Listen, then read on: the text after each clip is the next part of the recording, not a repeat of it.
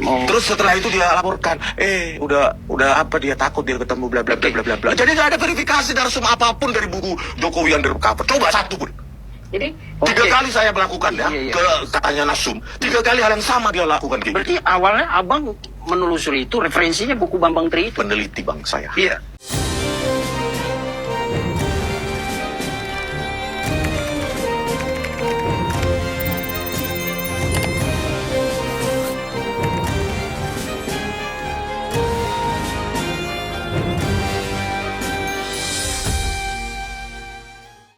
Hai semuanya, selamat datang di Sinergi Update. Bagaimana kabar kalian guys? Semoga kita semua selalu diberikan kesehatan dan juga keselamatan dari Tuhan Yang Maha Esa. Guys, medsos ini kembali dihebohkan ya dengan kabar mengenai Dr. Tifa yang katanya dia ini membuka donasi ya di tengah polemik persoalan hutang ini guys. Jadi menurut netizen, jika memang penggalangan dana ini ditujukan untuk membantu menyelesaikan persoalan pribadi, tentu publik berhak bertanya ya mengenai tujuan dan peruntukannya. Ada yang bilang begini, kalau urusan pribadi kenapa harus minta bantuan rakyat gitu ya? Netizen juga mengaitkan kasus ini dengan kasus yang lain di mana apakah gitu ya, langkah yang diambil Dr. Tifa tersebut mengikuti cara yang pernah dilakukan oleh Bambang Tri guys, karena dia juga pernah menggalang donasi ya, dan netizen curiga gitu bahwa donasi itu digunakan untuk pribadi, apalagi saat ini Dr. Tifa kan terlilit hutang gitu ya. Seperti itu guys, dan kita akan dengarkan ya bagaimana komentar-komentar pedas netizen menanggapi galangan donasi dari Dr. Tifa berikut ini. Saya Bambang Tri, penulis Jokowi Undercover 1, 2, dan seterusnya. Saya sangat membutuhkan donasi Anda untuk mengunjungi kembali titik-titik di mana saya kunjungi waktu saya menulis buku itu, untuk menyegarkan dan mericek kembali semuanya. Saya sangat membutuhkan donasi itu. Percayalah bahwa ini semua saya abdikan untuk bangsa dan negara ini supaya bebas dari kebodohan mengenai siapa Jokowi itu. Terima kasih. Itu butuh waktu bertahun-tahun untuk menyelesaikan sidang itu. Makanya kita memang kali ini mengajak 220 juta rakyat Indonesia, Anda memiliki akal sehat, Anda mau menegakkan keadilan kebenaran, ayo donasi buku dengan kami. Ya, jadi kan Ibu sedang membuka donasi untuk buku bisa melewati sidang ini ya. Tulisan Bambang Tri inilah yang semua kita menjadi ada di sini. Ya. Pada saat saya bersama dengan Bambang Tri, apa dia bilang? Tujuan saya menulis buku itu cuma duit kok. Astagfirullah. Makanya gimana dia ngomong? Pada saat saya ke Pati, ke mana itu? Kakaknya Pak Jokowi. Bukan, ke rumahnya, kalau nggak salah di Pati ya. Nah itulah cerita itu. Nah saya bawa kan ke Jakarta. Bambang Tri. Saya bawa ke Jakarta. Nah dalam perjalanan saya nginep di Jogja. Terus dalam perjalanan ke Jakarta kan pakai mobil saya lewat tol ya cerita. Karena dia lagi senang mungkin dia kan, karena saya buka donasi di X saya dapat 125 juta dia ya kan. Nah dapat 125 juta dia senang. Pada saat dia senang mungkin semua dia keluarkan. Dia curhatlah di situ bahwa tujuan dia ya cuma duit gitu loh. Dan keluar dari penjara dia pinginnya berkin dengan Pak Jokowi gitu. Jadi kita sebenarnya sudah disesatkan oleh bukunya Bambang Tri, yang semua itu artikel-artikel itu bisa kita dapatkan secara online, bukan penjajakan wawancara di lapangan, penelusuran, investigasi gitu bukan. Setelah dapat 125 juta donasi lewat akun X saya bilang bayar seluruh utangmu, sisakan untuk kita penjajakan, penelusuran narsum-narsum yang ada di buku Undercover itu. Mana hasilnya? Pret, nol. Ketika kami ke Salatiga masuk dalam, katanya ada temannya Pak Jokowi yang adik angkatannya, katanya ya kan, adik angkatan atau angkatannya SMA, SMP 40 atau SMA 6 Yogyakarta. Sebelum sampai ke rumah itu, sini aja, berhenti di sini, di dekat tambal ban lah, kami turun, Serami harus berhenti, saya saja nanti dia takut ketemu dengan kalian, katanya. Nggak bisa begitu, ini kan uang donasi. Untuk penjajakan penelusuran, orang mengasih dana itu untuk menginvestigasi lagi, menelusuri lagi itu kebenaran buat Jokowi Undercover 3 gitu tujuan. Enggak, dipaksa saya berhenti mobil, dia sendiri naik ojek. Terus setelah itu dia laporkan, udah apa dia takut dia ketemu bla bla bla bla bla. Jadi nggak ada verifikasi narsum apapun dari buku Jokowi Undercover. Coba satu pun. Jadi 3 kali saya melakukan ya, ke katanya narsum. 3 kali hal yang sama dia lakukan kayak berarti gitu. awalnya abang menelusuri itu referensinya buku Bambang Tri itu. Peneliti bang saya. Iya. Iya, ya kalau itu Cari kita naluri data lapangan, peneliti. ada pakai ilmiah, maka ada wawancara ke lapangan. Siapa yang wawancara Pak Kasbucuk? Saya kan. Iya. Jadi jangan diklaim oleh Refli Harun, apalagi Rosuryo. Gitu. Oke, jadi Dengan Bambang Tri juga saya lakukan itu. Bensin sendiri, biaya tol sendiri. Kenapa? Saya bermaksud, bener nggak sih narsu-narsumu itu di Jokowi Undercover 1 dan 2? Itu hasilnya? nol. Lah, Kesempatan ini saya mengajak sahabat-sahabat seluruh Indonesia dimanapun Anda berada, dari Sabang sampai Merauke, dari Miangas sampai Pulau Rote, Anda bisa membantu mendukung perjuangan saya dengan menggalang dana semesta. Kok bisa lah Kotifa ya? Ketika ada masalah pribadi kau libatkanlah pendukung kau untuk galang donasi. Apa alasan kau untuk ini, untuk persidangan kau, untuk logistik kau bilang kau butuh bantuan lah untuk galang donasi. Pakai ya seperti biasa lah menggunakan ayat-ayat suci. Ini masalah pribadi kau, Tifa. Kau yang berbuat. Ketika kau bersangkutan dengan hukum, kau libatkan orang-orang yang mendukung kau untuk galang donasi. Padahal selama ini ya Tifa ya, bahkan sebelumnya dia tersangka, hampir sekali kan preskon. Itu tuh makan tuh bukan di restoran biasa, restoran yang kau bilang sendiri ya Tifa ya, kau yang bayar sampai jutaan. Itulah alasan kau, kami nggak ada profit, saya profitnya dari jualan buku. Itulah alasan kau ya Tifa ya. Gak tahu ya Tifa ya. Jangan kau sampai galang donasi untuk kepentingan pribadi kau, untuk bayar utang. Kau libatkan pengikut kau yang nggak ngerti apa-apa itu, yang gampang tuh dengan tipu daya mulut kau itu, tipu muslihatmu itu gampang dibohongi. Galang donasi, kau yang terima utang, kau libatkan orang lain. Ini sama ini kayak siapa ini, si Panci ini. Ngakunya kita tuh jujur. Kau yang tukang bohong. Dari kemarin ya, Panci, dari mulai podcast hampir keliling kok podcast itu, mau bilang bahwa penangkapan kau tuh seperti peristiwa G30 SPKI. Kalau mau tahu bagaimana saya dijemput paksa, tonton aja tuh film G30 SPKI. Mana kau didatangi baik-baik, kau bilang saya didatangin laki-laki pakai masker. Kalau nggak ada yang ngomong, saya nggak tahu itu siapa. Oh, saya kenali suaranya. Kenali suara gimana? Mereka datang baik-baik tanpa masker, bahkan menyebutkan namanya. Ya kenal kau, kau lihat mukanya disebutkan namanya dengan menunjukkan surat. Ternyata ya baru ketahuan. Kau kalah kau sama istri kau. Mulai kau diam aja. Istri kau galak kali istrinya. Kalah. Kita pikir ya, si Panci ini mulutnya udah ini kali ya, mulutnya tuh udah apa, kalau apa itu kan, kalau udah ngomel kan mau congor itu, kalah sama istrinya di rumah.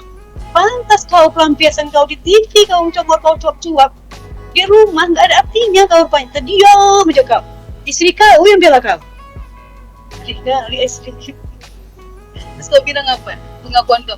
Saya waktu itu lagi di ruang kerja, habis sholat saya tertidur. Nanti di tempat lain kau bilang kau habis sholat apa? Baru selesai sholat jam 7 ya, Panci. Kau baru selesai sholat subuh kau bilang. Nah, sementara pada kenyataannya apa? Kau itu ada di kamar mandi, di kamarmu. Saya ada di ruang kerja habis sholat, sementara mereka masuk ke kamar istri saya. Kok ada istilah kamar istri saya? Di mana-mana itu rumah tangga itu ada kamar utama, kamar anak, kamar tamu. Kok kamar istri saya? Dan sementara kenyataannya kau tuh ada di kamar mandi. Kenapa kau nggak sekalian cuci muka, gosok gigi, udah pagi? Saya nggak sempat, minimal cuci muka dulu toh. Seperti piramid itulah, minimal cuci muka dulu toh. Kenapa nggak cuci muka? Kau ditangkap waktu polisi datang kau lagi di kamar mandi. Lagian kau kan ada sholat subuh, emang kau nggak wudhu kau? Mana-mana orang tuh bangun tidur sholat subuh gosok gigi. Kita tuh wudhu, gigi kita bersih. Sopan polisi itu datang, tahuan pembohongnya, sibuk kali, jujur kau tukang bohong kau Panci. Habis kau kalah lah kau pasti. Alasan kan mempersulit Pak Jokowi, dia harus datang. Kalau dia nggak boleh pakai Zoom, kalau dia pakai Zoom saya nggak mau sidang. Nggak bisa pemilih, kau terdakwa, kau pula ngatur-ngatur hakim. Nah sama si ini, si Tifa kena sama hakim kemarin Pak Firmanto itu, Profesor Firman, pengacaranya Pak Jokowi. Dia bilang Pak Jokowi harus berani hadir nanti persidangan. Saya aja berani hadir. Ya kau harus berani lah. Kalau nggak datang, kalau seperti kata Profesor Firman, kau ditahan. Kau dijemput paksa, kau nggak bisa datang, kok bisa pulang. Di acara kemarin tuh ya, di catatan demokrasi, hanya dalam hitungan menit Tifanya berbohong. Itu ada mantan hakim pengadilan tinggi, dia tuh mencatat pernyataan si Tifa. Dia tanya, tadi Anda mengatakan bahwa mantan presiden saya itu memasukkan ijazahnya. Terus dia bilang, oh Bapak jangan dengar sepotong-sepotong, itu hanya premis. Memangnya kau apa? Lagi stand up kau? Udah jelas kalau itu di reply, jelas kau ngomong seperti itu. Aku pun dengar. Bisa ditranskripsi. Ini apa? Lidahnya tuh memang lidah ini, lidah ular. Cepat kali ini. Silat lidahnya mengerikan orang-orang ini. Terus apa yang jadi saksi si Roy tadi di persidangan? Relawan yang mau tukang demo itu jadi saksi. Lucu Dan nanti kami akan hadirkan 150 saksi. Siapa saksi kalian? Tadi aja kok nggak bisa menghadirkan saksi. Supir kau yang merekam itu sama itu emak-emak tukang demo mau jadikan saksi.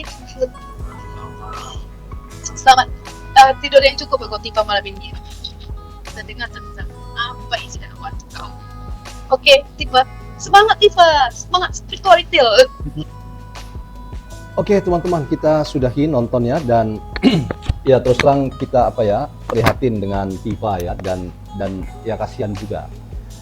Betul-betul dia ya terdampak secara psikologi dengan mengesankan bahwa ia kuat, ia mampu untuk sampai ke persidangan, bahkan ancamannya kalau teman-teman nonton utuh video itu, ia mengancam bahwa persidangan ini akan berjalan bertahun-tahun, bahkan ia katakan 4 tahun akan menjadi persidangan lama karena membelejeti 709 barang bukti. Saya justru kasihannya begini teman-teman, karena secara psikologi ini sesungguhnya sangat sangat memberi kesan kepada kita bahwa sebetulnya ada sesuatu yang menjadi masalah paling mendasar dan itu sengaja ditutupi. Tapi semakin ditutupi, menurut saya semakin menunjukkan kepada kita bahwa ya Tifa orang yang sedang bermasalah.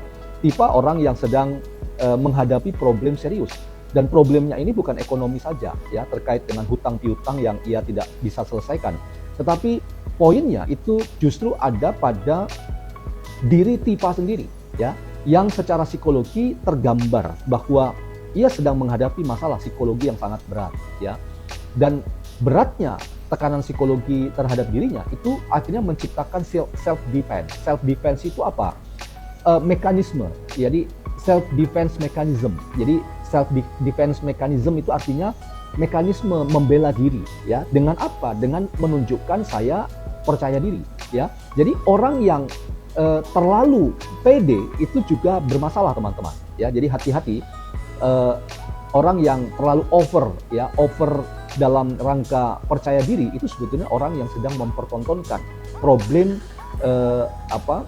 problem psikologi yang sangat serius. Sebab ya itu tadi ia menjadi orang yang ya pada akhirnya hanya mempertontonkan bahwa ia percaya diri, ia yakin, ia kuat, tetapi sebetulnya ia rapuh ya. Jadi kerapuhan Tifa itu justru dipertontonkan secara vulgar, sehingga kita hanya melihat orang ini sebetulnya sedang ya meminta dibelas kasihani ya. Kalau mau berani itu jangan kepalang tanggung gitu kan. Kalau mau berani jangan kepalang tanggung. Ancene dulek jaran tenan kowe Fatifa. Diangkrengane tenan kowe. Aku wis kadung gundul rambut tak syukuran 7 dina 7 bengi. Awakmu ditangkep karo Roy Suryo ampre ben diekem ning penjara. Lah kok malah penangguhan penahanan. Wah, lah ngajak sodron bocah iki. Delogok jaran tenan kowe. Ya ora apa-apa. Seneng-seneng kowe. Ndang, seneng-seneng. Alah, diteni ae. Deleken. Sesuk ora tak uwek-uwek dhewe. Alah, gregeten aku. Jan piye to ya gregeten tenan aku. Wong kene wis syukuran ya to ora trimo mbleh ingkung. Apa kuwi ingkung? Mbleh iwak ula barang ya to saking gembira sodane kok gembira ria. Ya to. Awakmu ditangkep ben jengking-jengking ning kunjara kono lah kok malah penahanan weh jan negara iki ngajak bubrah negara iki jan tenan. Aku budrek mau tak parani tak wek-wek dhewe tipa wis ora usah dikrangkeng wis alah. Ya toh, kok ben aku sing ngrangkeng wek-wek ngono wis. Ngasih 7 dina 7 bengi ora lemes dhewe. Kandhani kok wong wis penak-penak ning kunjara. Ya toh wong loro kuwi lah kok mbedal meneh. Yuh. Penangguhan penahanan. Ya toh. Wah, iki negara iki cilaka suwi-suwi iki carane ngene iki. Wah, aku suwi-suwi selot ora percaya karo negara iki carane ngene iki. Ya, lha engko ning jaba anu kakean cangkem neh, kakean polah meneh. Iya toh? Wingi di penjara semaput, etok-etok pingsan, nangis, brebes mili, ben di apa? Mesake karo masyarakat. Delok anu ya Pak ya, kowe mau eling-eling kuwi anu kowe saiki dadi wong sing apik. Ya. Aku jan gelo lho tenan aku. Wis kadung tak cukur gundul rambutku, tak cukur guncung. Jaman biyen durung usum sabun, pabrik erung dibangun. Rambutku andukku anduk sarung. Dolananku kontol cilik saka Lempung. Apa kuwi? Montor cilik saka Lempung. Lah kok wis tak gundule lae lho kok ora sida di wah lah iki jan ngejak bubrah negara. Kan ngene iki carane ya cilaka aku. Aku iki sing ketiban cilaka terus tak gundule. Lah kok tibake kok wah lah ngejak bubrah negara iki wis aku ora percaya wis saiki karo negara tenan iki aku mending tak parani tak wek-wek dhewe ngasih lemes ngono genep enek 7 dina 7 bengi ngono kae wah. Jan aku semeremet aku wis kadung gundul kok mending nek gundul kira gundul dhuwur tok ngono kuwi ya. Lah iki wis kadung tak gundul kabeh dhuwur ngisor, ngisor dhuwur ya ta. Weh lah kok ra sida ditahan weh. Lah ya jur bunga. Iya ta, bunga cengengah-cengenges nah. Wingi gek pas ditahan cengat, cengi, runak, unu. Ya, kaya wong randi daya. Ya wah eling-eling Pak aja anu dadi wong sing apik ya. Tenan iki dieling-eling nek orang kok tak parani dhewe tak wek-wek dhewe kok. Ya aku wis gregeten tenan. Jen tenan aku jan gelo tenan aku.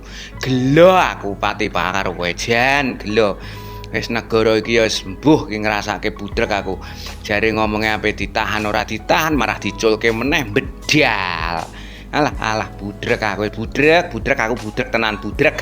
Oke guys, jadi seperti itu ya. Dokter Tifa membuka galangan donasi guys, dan netizen juga sudah memberikan pendapat pedasnya ya, karena menurutnya agak aneh ketika Dokter Tifa menggalang donasi di tengah isu utang dia guys. Apakah penggalangan donasi ini persoalan pribadi gitu ya? Apakah wajar kalau misalnya Dokter Tifa itu meminta donasi untuk kasus yang berlangsung ini? Karena dia bilangnya ya untuk membersamai gitu ya ketika kasus-kasus ini akan dilanjutkan, dia butuh uang mungkin guys. Menurut kalian sendiri bagaimana? Silahkan tulis pendapat kalian di kolom komentar ya. Jangan lupa juga untuk like dan subscribe channel Sinergi Update. Sampai jumpa di video-video update lainnya. Bye!